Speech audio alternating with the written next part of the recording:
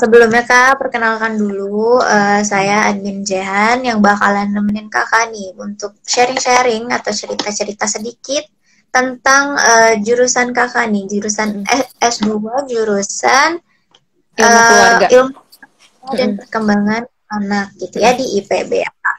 Nah kita langsung aja nih Kak, sebelumnya Kakak mau ngasih opening statement dulu atau perkenalan gitu sama teman-teman yang udah join sama live kita hari ini Kak. Eh, Silahkan.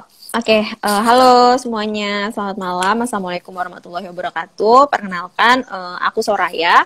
Kebetulan saat ini sebagai mahasiswa S2 di Institut Pertanian Bogor, jurusannya adalah Ilmu Keluarga dan Perkembangan Anak. Dan selain itu, aku juga seorang nutrisionis, ahli gizi, gitu.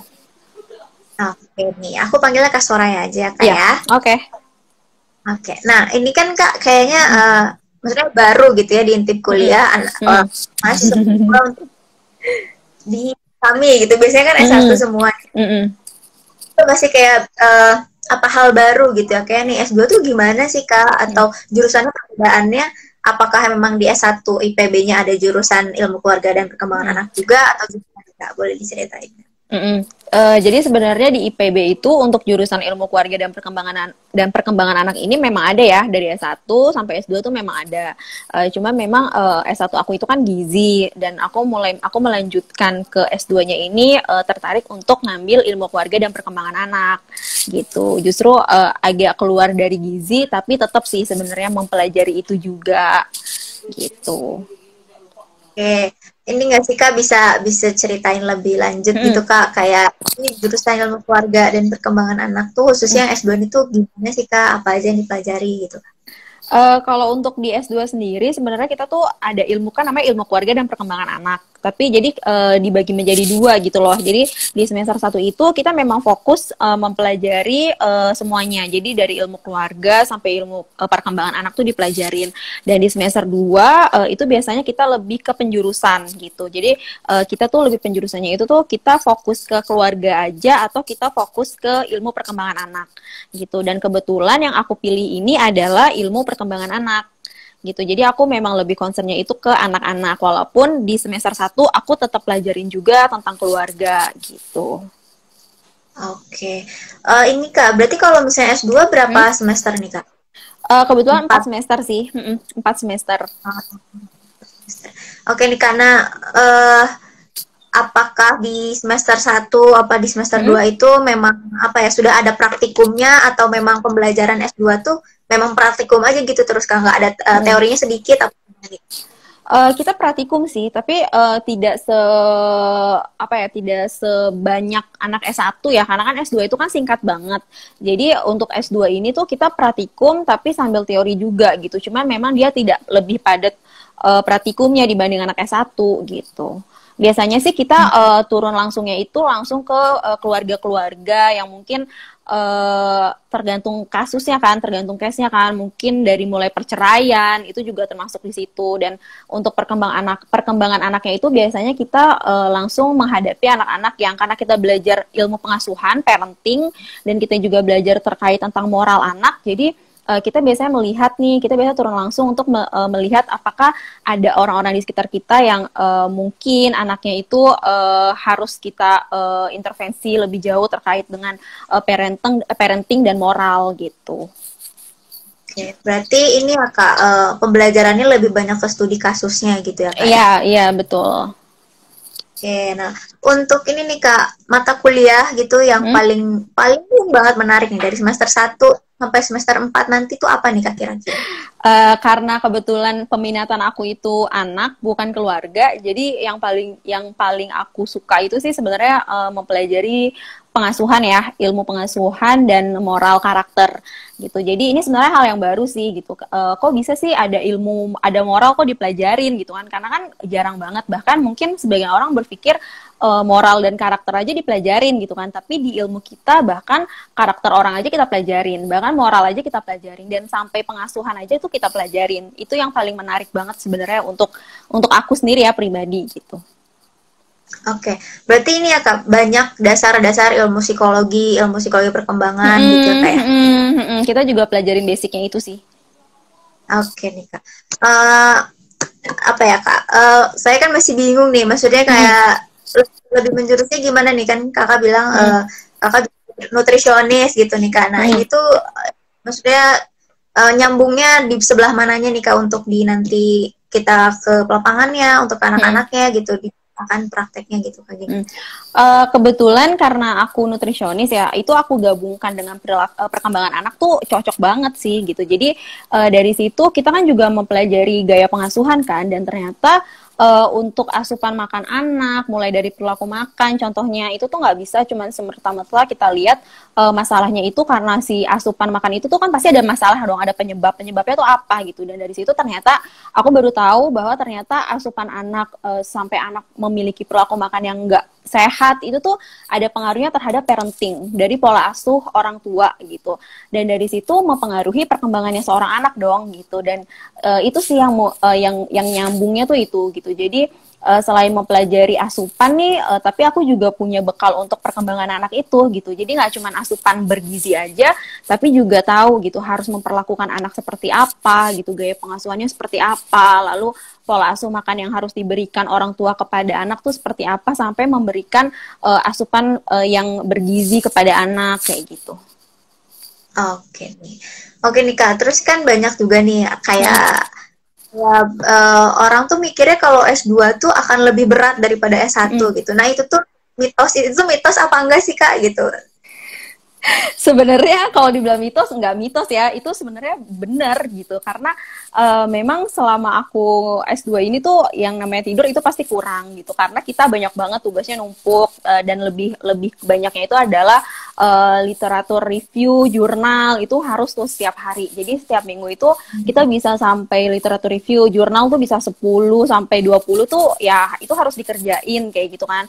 Kita harus tahu perkembangan terkini, terus penelitian-penelitian terbaru, nggak cuman yang di Indonesia, tapi kita harus cari yang di luar tuh seperti apa, lalu kita bandingkan kayak gitu. Jadi dibilang mitos itu bukan mitos sih, memang betul, memang berat gitu.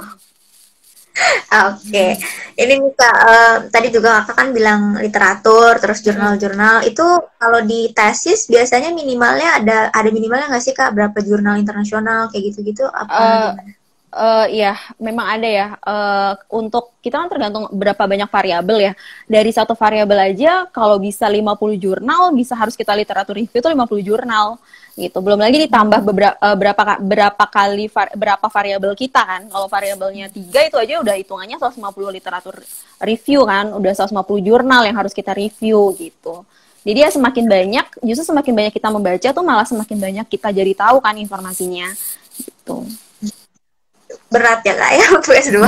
Nah, Kak, kenapa Kakak pilih untuk lanjut S2 nih Kak? Apakah memang dulu sebelumnya pernah kerja dulu dari setelah S1, atau langsung mau masuk S2 nih gitu? Kenapa nih Kak? Sebenarnya tujuan kepingin S2 itu tuh udah dari waktu zamannya S1 tuh memang udah punya pikiran sih untuk ketika nanti udah lulus S1, pokoknya aku harus S2 gitu. Sebenarnya kenapa? Karena aku merasa aku nggak pinter, jadi aku pengen ngerasanya tuh belajar aja terus kayak gitu kan. Terus jadi pengen tahu informasi-informasi yang nggak aku tahu gitu. Dan seru aja sih, maksudnya dengan banyak belajar tuh kayak apa ya, kayak ada energi baru aja gitu, energi baik gitu yang aku dapetin gitu. Jadi sebenarnya keinginan untuk S2 tuh emang udah dari S1 gitu. Oh. Nah, ini nih Kak, kenapa milihnya langsung ke ilmu keluarga dan perkembangan anak, kenapa nggak melanjutkan ke gizi lagi gitu nih Kak? Sebenarnya gini sih, karena aku merasa bahwa aku udah dapet ilmu tentang gizi nih gitu. Terus lalu aku mau aplikasikan ilmu ini tuh kemana gitu kan. Itu sebenarnya pilihannya sulit juga sih. Sempat aku pikirin juga apakah akan ke gizi lagi atau mau ke yang lain gitu. Dan ternyata aku memang lebih fokusnya ke perkembangan anak, dan aku merasa di gizi itu aku belajar sih perkembangan anak. Cuman kan mungkin memang tidak detail itu kan gitu, nggak fokus yang anak aja terus gitu. Dan makanya kenapa aku pingin ngambilnya perkembangan anak, karena aku pengen menyelam lebih jauh sih gitu. Jadi gizinya udah dapet, lalu perkembangan anaknya nih, ilmu anaknya juga aku harus dapetin gitu. Jadi aku pikir ya udah aku harus ngambil ke ilmu itu gitu. Oke. Nah, gimana ya Kak? Kan banyak orang yang nganggap kalau misalnya ngambil S2 terus tidak linear akan seperti apa gimana gitu ya, kayak banyak omongan-omongan harus linear dan segala macam. Nah, kakak bisa ngasih tips nggak nih kak ke anak-anak S1 yang memang udah ada kepikiran mau lanjut S2 tapi nggak linear gitu, gimana nih? Sebenarnya sih gimana ya, kalau menurut aku itu tergantung gimana passion kita sih. Mungkin ya kadang-kadang gini, aku ahli gizi itu adalah passion aku sebenarnya. Tapi aku mau lebih memantapkan lagi kan. Maksudnya ketika kita mau bawa kemana nih, aku sebagai ahli gizi tapi aku mau lebih fokus kemana nih, ke bagian apa gitu. Dan kita harus menciptakan itu maksudnya gitu. Jadi nggak masalah buat aku nggak linear, yang penting kita nyaman ngejalaninnya dan ilmunya itu bisa bermanfaat untuk banyak orang gitu kan. Kalaupun mungkin memang sebagian orang tuh takutnya nanti bingung kerjanya di mana kayak gitu kan. Nah, ini sebenarnya mindset sih gitu. Jadi aku juga sebelumnya bingung, aku nanti akan kerja di bagian apa ya gitu. Tapi setelah aku pikir justru ilmu itu ya udah, kalaupun aku nggak bisa memberikan itu untuk perusahaan misalkan, itu kan ilmunya bisa untuk kita gitu. Karena kita pasti akan berkeluarga, terus bisa akan kita aplikasikan ke keluarga kita kayak gitu kan, ke anak-anak kita kayak gitu. Jadi jangan takut sih untuk keluar dari zona nyaman kalau memang kamu temuin passion kamu saat ini gitu. Oke, itu ya teman-teman ya, anak-anak S1 nih, lumayan nih tipsnya nih. Soalnya sering banyak nih, kayak yang aku juga dulu-dulu kan mikirnya, aduh S1, S2 nanti harus linear dan segala macam, sedangkan S1 nggak cocok gitu kan, kayak gitu-gitu. Nah ini nih Kak, untuk jalur masuknya sendiri nih Kak, kalau S2 di IPB itu lewat mana aja nih Kak jalur masuk? Kebetulan aku jalurnya reguler ya, mandiri. Untuk S2 itu jalurnya hanya ada, sebenarnya beasiswa tuh banyak juga sih gitu. Cuman kalau aku kebetulan mandiri sih pribadi, jadi tanpa beasiswa. Sebenarnya LPDP juga kayaknya ada, terus beasiswa daerah juga ada. Cuman untuk mandiri juga ada kok. Biasanya langsung aja diakses ke websitenya IPB. Oke, berarti tesnya itu tertulis ya Kak ya? Atau ada kayak biasanya kan ada apa sih Kak, proposal dulu mengajukan nanti di jadi kalau untuk di IPB sendiri untuk S2 ini kita buat sinopsis. Jadi kita buat rencana penelitian kita yang mau kita teliti itu ke depannya apa gitu. Kebetulan waktu aku awal masuk yang mau aku teliti itu terkait tentang gizi dan stunting gitu, atau bisa tentang apa aja sih gitu. Cuman kita harus pikirkan itu sih sebenarnya dari awal ya, karena itu pengaruh juga sih untuk langkah kita pada saat kita menuju tesis dan penelitian gitu. Oke nih Kak, biasanya kan juga ada kayak syarat misalnya harus mengikuti TPA misalnya atau TOEFL. Di sana kayak gitu juga Kak? TOEFL-nya juga ada kok, di sana juga ada. Cuman itu diselenggarakan oleh IPB-nya sendiri. Jadi nanti setelah kita masuk itu biasanya ada. Oke, berarti nggak harus di luar sendiri dulu gitu ya Kak ya? Nggak harus di luar sendiri. Boleh di luar sendiri. Kalau nggak salah pakai IELTS ya. Nanti kalau misalkan mereka standarnya sudah cocok sama IPB, biasanya tanpa ikut dari IPB, bisa langsung ikut aja gitu. Bisa lolos dari situ. Oke. Nah ini nih Kak, untuk tipsnya nih Kak, boleh Kakak sharing buat calon mahasiswa nih Kak yang masih SMA nih, supaya mereka ada keinginan untuk terus lanjut belajar sampai S2 nih Kak. Nah gimana nih Kak? Kalau menurut aku yang namanya kesempatan itu pasti selalu datang berkali-kali, tapi yang namanya kemauan itu tergantung dari diri kita kan gitu. Kadang ada orang-orang yang udah punya kesempatan banyak, kesempatan lebih, tapi mereka minim kemauan. Jadi ada kesempatan untuk sekolah, tapi ternyata mereka malah sia-siain itu gitu. Jadi semua itu tergantung dari kemauannya kita sendiri gitu. Kalau menurut aku kayak gitu. Dan jangan pernah merasa puas dan jangan pernah merasa bahwa kita tuh udah pinter gitu. Jadi ketika kita merasa kita belum pinter, pasti kan kita selalu merasa bahwa ya udah kita harus sekolah, harus mengejar itu gitu. Karena yang namanya ilmu bermanfaat, apalagi bisa dipakai untuk orang banyak, bermanfaat untuk banyak orang, itu tuh rasanya bahagia banget sih gitu. Karena ilmu yang bermanfaat kan untuk orang banyak tuh jadi amal jariah juga kan gitu. Sebenarnya sih itu. Iya, teman-teman katanya jangan pernah ngerasa puas untuk menuntut ilmu, itu benar banget sih. Nah ini nih Kak, untuk prospek kerja nih Kak, bisa Kakak ceritain nggak ke teman-teman nih, biasanya kemana aja nih Kak untuk prospek kerjanya? Untuk ilmu perkembangan anak sendiri sebenarnya banyak banget ya prospek kerjanya, ilmu perkembangan ilmu keluarga dan perkembangan anak. Untuk sebagai seorang ahli keluarga itu biasanya bisa di konselor keluarga karena kan mempelajari tentang kesejahteraan keluarga, dan sedangkan untuk perkembangan anak itu kan mempelajari tentang kualitas anak itu seperti apa, dan itu juga bisa di Kementerian Pendidikan karena kita juga mempelajari tentang education holistic education, kita mempelajari itu. Jadi bisa di sektor pendidikan kayak gitu, dan selain itu juga di BKKBN karena kita mempelajari parenting kan, pengasuhan itu juga bisa di situ, atau sebagai konselor dan sebagai peneliti-peneliti juga bisa kok gitu. Oke. Nih kalau rencana karir kakak sendiri nih setelah ini mau apa nih kak? Kalau untuk karir sendiri sebenarnya karena aku sebagai seorang ahli gizi jadi pasti akan tetap ya profesinya tetap itu, tapi punya keinginan suatu hari nanti mungkin punya semacam daycare, klinik khusus perkembangan anak yang dimana di sana disiapkan ahli gizinya juga gitu. Jadi ilmuku tuh semuanya bisa memberi banyak manfaat lah gitu untuk banyak orang gitu. Oke. Keren kak. Nah ini kak ada beberapa pertanyaan kak yang masuk ke kolom komentar kita.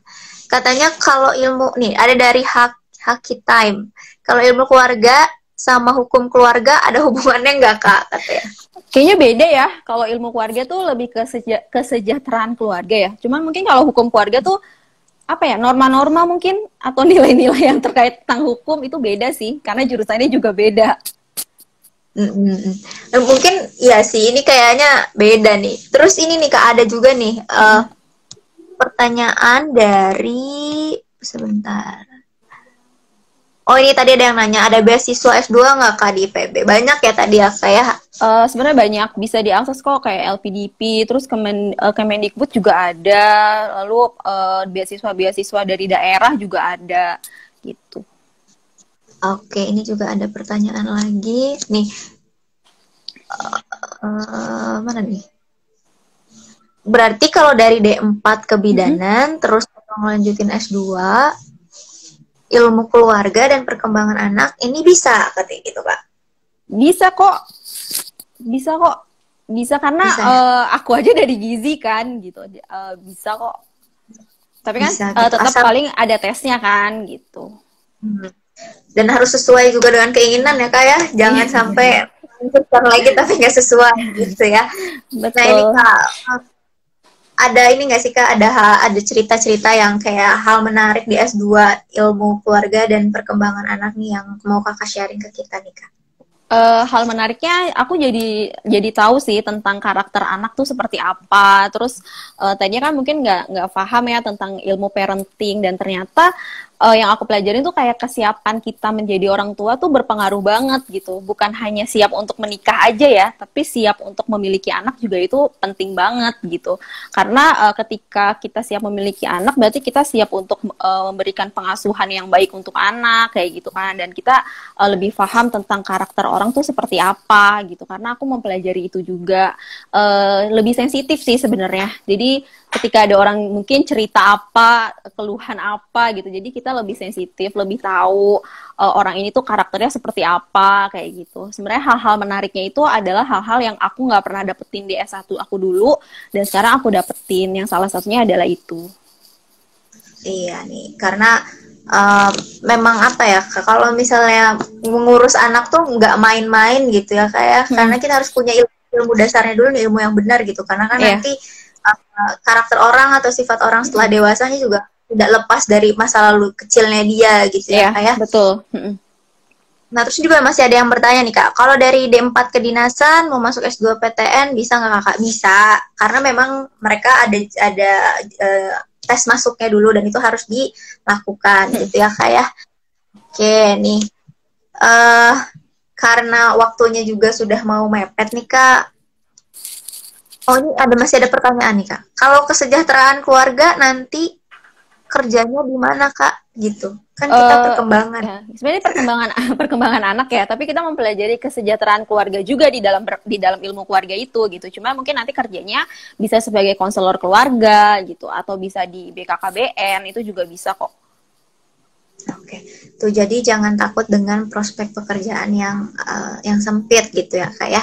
Nah, karena waktunya juga sudah habis nih Kak, kalau misalnya ada teman-teman yang nanti nonton kita lewat feed, nanti ada pertanyaan, ini bisa hubungin kakaknya lewat mana nih Kak? Boleh lewat IG atau mau lewat LinkedIn atau apa nih? Bisa lewat IG juga nggak apa-apa kok.